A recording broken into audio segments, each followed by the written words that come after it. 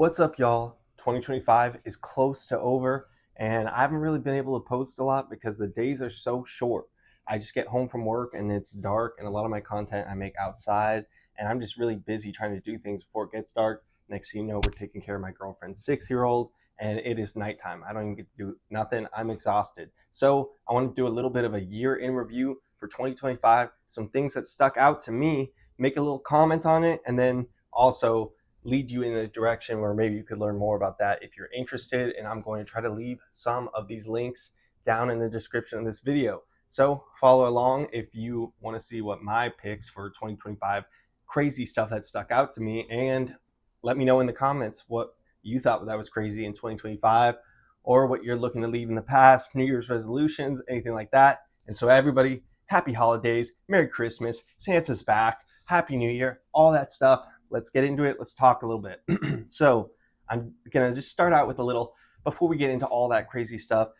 Yeah, the garden is doing great. There's a lot of my winter gardening's been going on. My garlics are planted. My brassicas are growing. My lettuces are really sizing up now and starting to look beautiful. So I'm excited for that. There's going to be a lot of winter gardening content coming soon. So be on the lookout for that.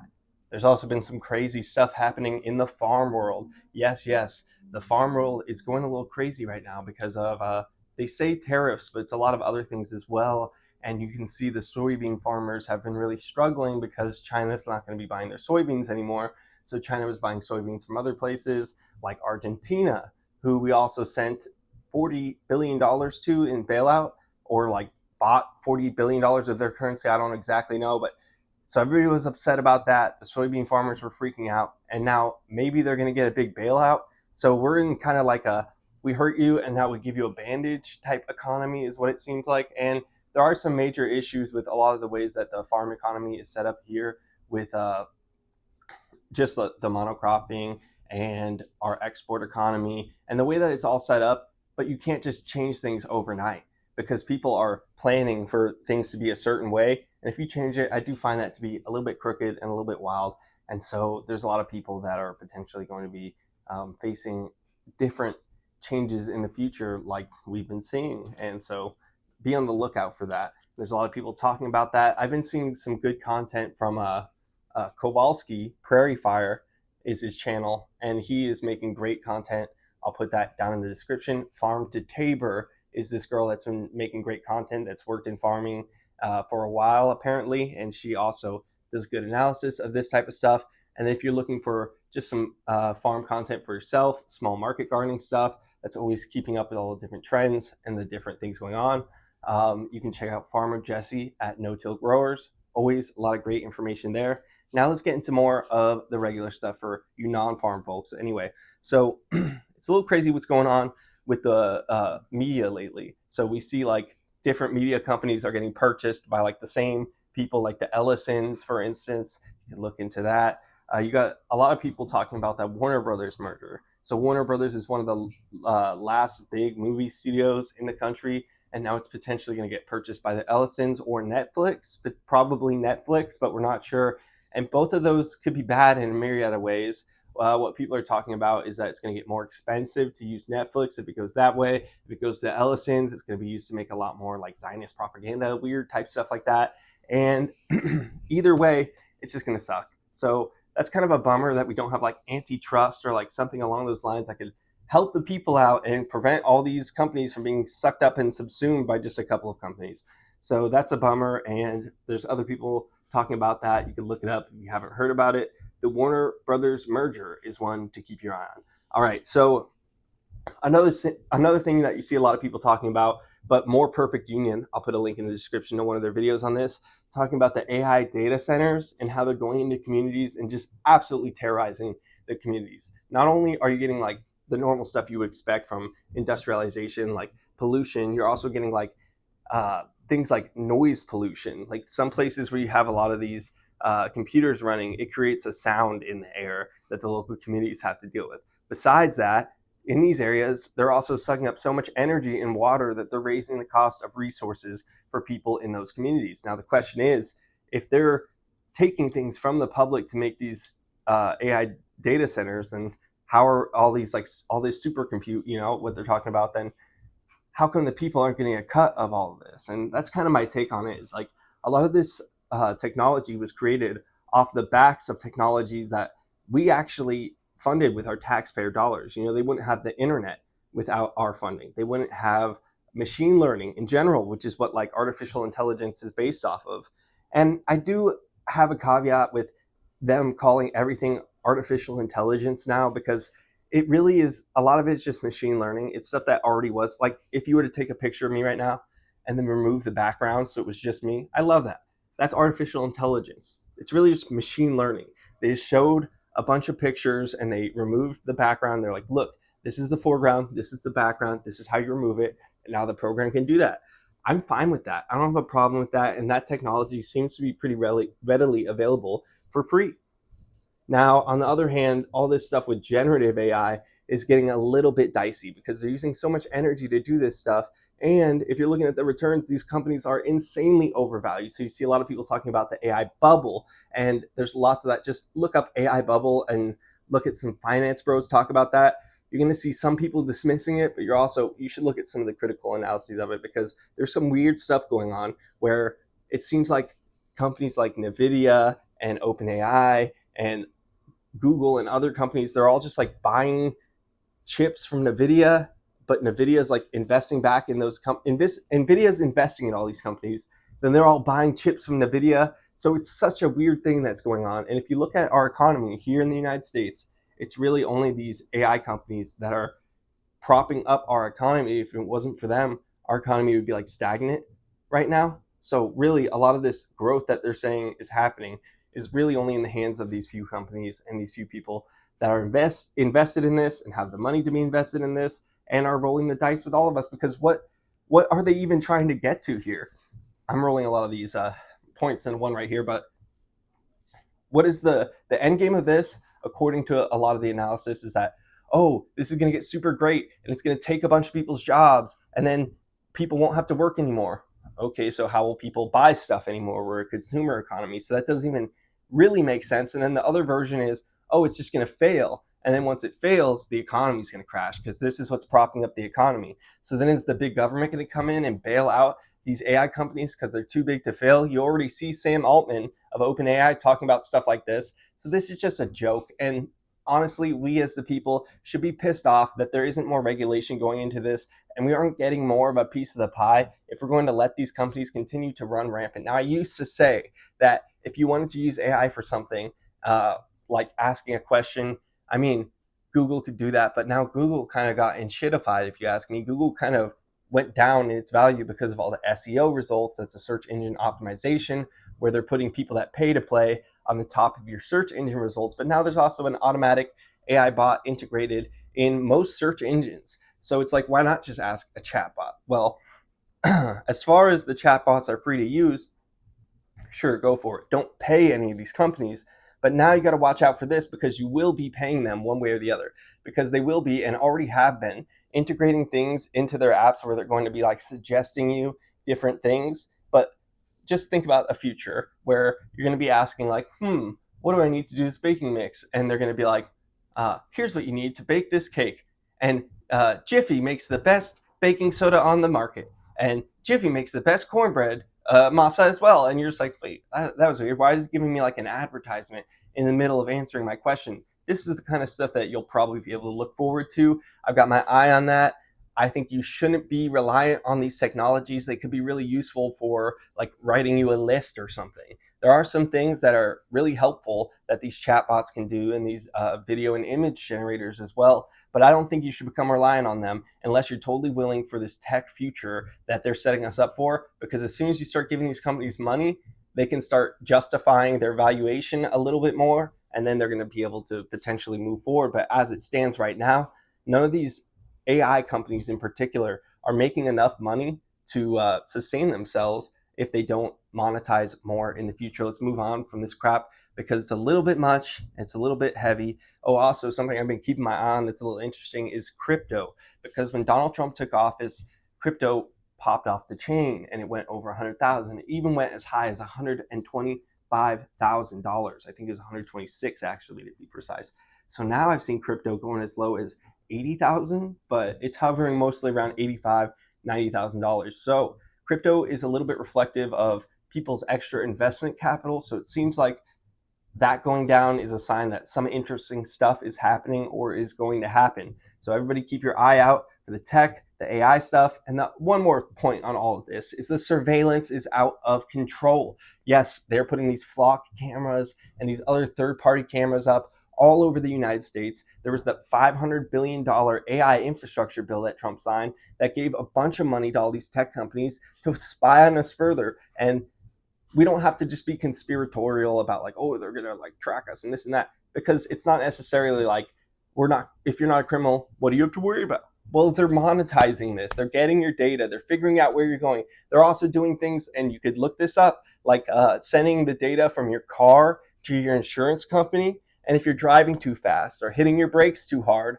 then those are things that can make your car insurance go up. So they are going to use this to scrape every dollar out of you. They're also going to be able to use this to give fluctuating prices at grocery stores and things like that. I think there's a great More Perfect Union video on that. And I'll link that into the description as well. So yeah, it's going to be really crazy. Everybody's really struggling to just pay for things. I make more money than I have in the past. And if I made the same amount of money that I make now, like before COVID, for instance, I'd be crushing it. And you could say, oh, it's all Biden's fault, or oh, it's all Trump's fault, or whatever. It's like, I don't know, man. The Democrats have a really low approval rating, historically low, and Trump has a historically low approval rating. So it seems like things just need to change overall. I definitely lean left. I'm a leftist, but there's not a lot of leftism in these neoliberal Democrat politicians these days. So I'm really looking at the stuff that DSA is doing and excited for them to be gaining a little bit of more clout in our society, because we need a third option. We honestly need something else we can choose from when there's so much corruption on both sides. Something that's been really tripping me out this year, obviously, has been there was the tragedy that took place. Somebody shot Charlie Kirk, and we all had to witness it on our phones unless we were like savvy enough to not look at the video. But they showed it pretty willy-nilly. I don't even think it had one of those restricted content things. It was just like, boom, there's the video. And I was like, oh, well, that was real. Okay. Or was it real? And this is where things have gotten interesting, because the conspiracies around the Charlie Kirk assassination, and also not to mention the cancel culture wave on anybody that said anything negative or just quoting Charlie Kirk, like 600 people got fired. You could look that up. It's pretty crazy. A lot of people got canceled, literally fired from their jobs for talking about Charlie Kirk in the aftermath of his assassination, if you want to call it that. So now we have people like Candace Owens coming out, the queen of the conspiracy theorists online right now, gaining a huge following. It's crazy. The numbers that she's apparently getting, I don't know, man. I watch, and if I watch for too long, I'm like, this has gone off the rails. This doesn't make any sense. But every now and then, it's pretty juicy, because all the right-wing content creators that were doing pretty well and growing in popularity while Trump was growing in popularity, now it feels like they don't really have a lot of positive things to talk about. So they're mostly just infighting, trying to like blame each other. This is why it's not working. This is why it's not working.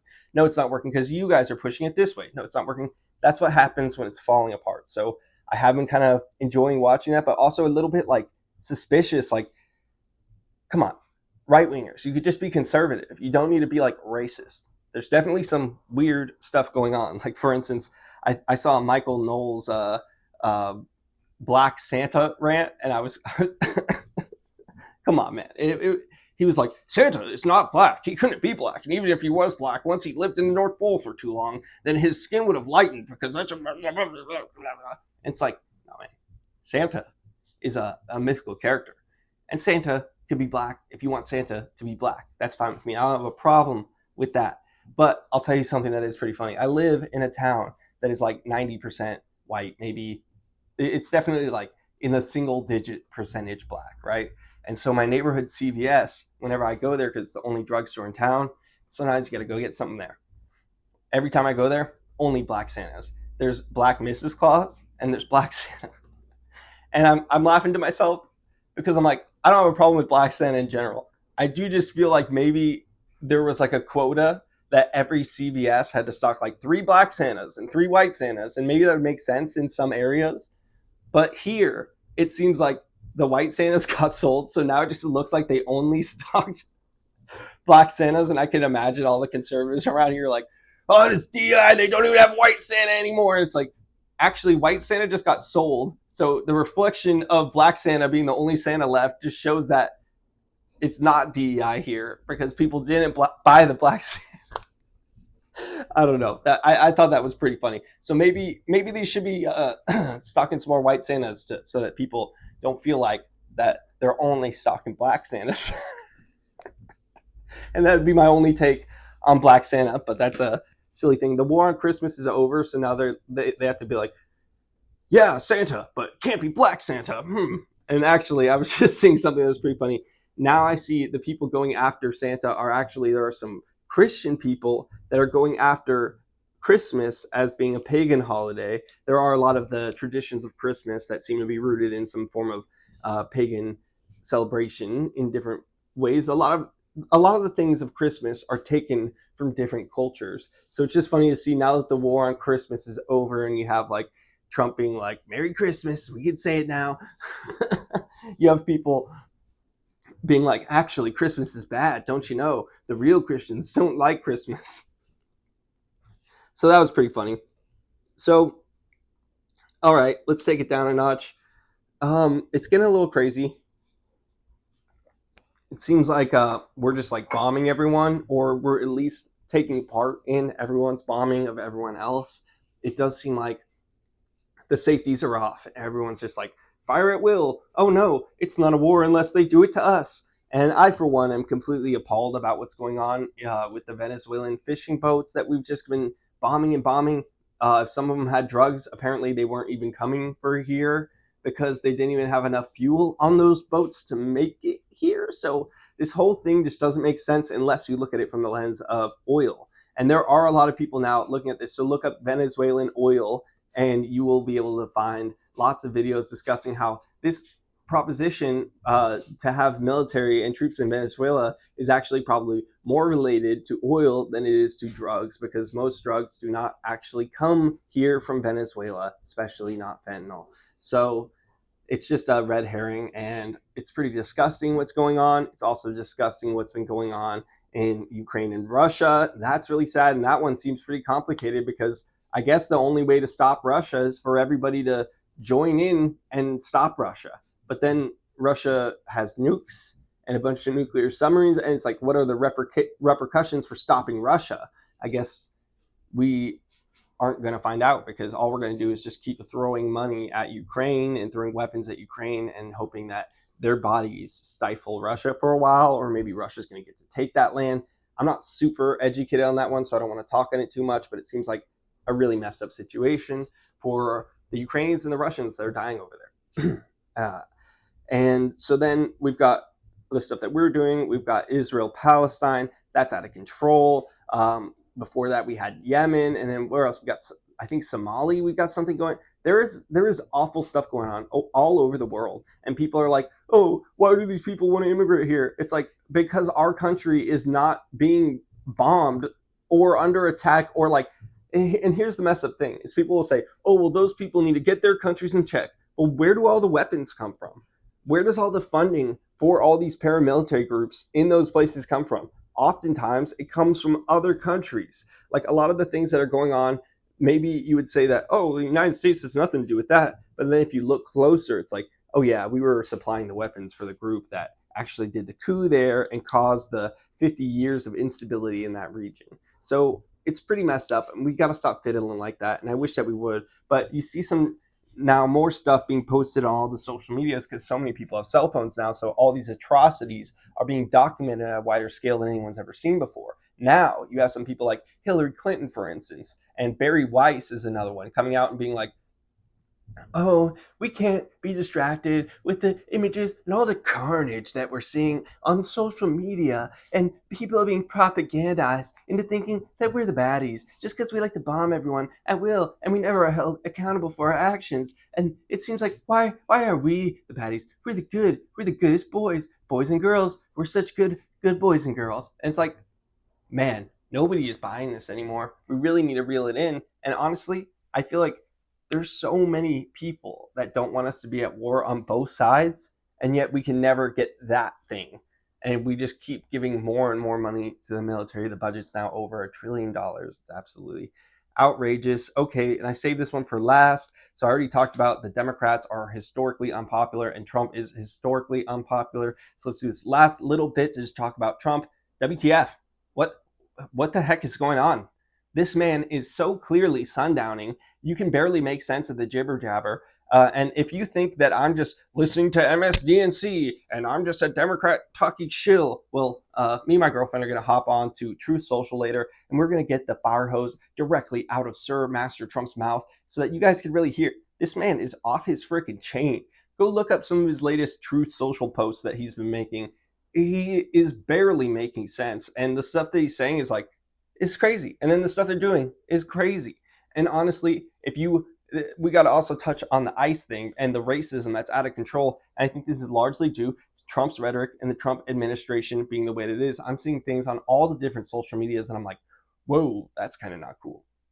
Yeah, and I'm not like a woke scold. I like for people to be able to be edgy, and I feel like there's a time and a place to be pretty edgy. But man, people are just like being edgy for the sake of being edgy. They don't really have a point.